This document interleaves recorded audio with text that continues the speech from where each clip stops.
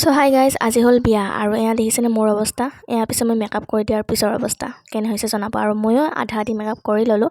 তাৰপিছতে আহি গ'ল কইনাৰ মাক। তো কইনাৰ মাকক ফাৰ্ষ্টতে ৰেডি কৰালোঁ। কইনাই পিছে মাকক চিম্পলতে ৰাখিব দিছিল, চ' তাৰ বাবে চিম্পলতে ৰাখিলোঁ।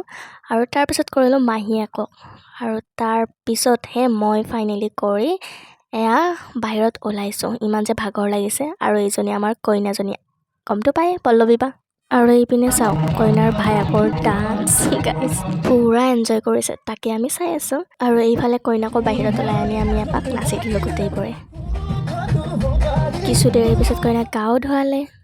এইপিনে আকৌ খবৰ আহিছে দৰা হেনো আহিব ওলাইছে। তাৰ বাবে আমি জল্দি কইনাক ৰেডি কৰাই দিলোঁ। ধুনীয়া লাগিছে হয়নে? এই বগা ড্ৰেছযোৰত সকলোকে ধুনীয়া লাগে।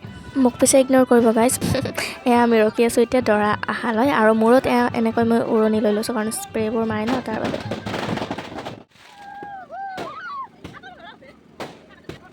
আৰু এয়া আমাৰ ফাইনেলি দৰা আহি পালে।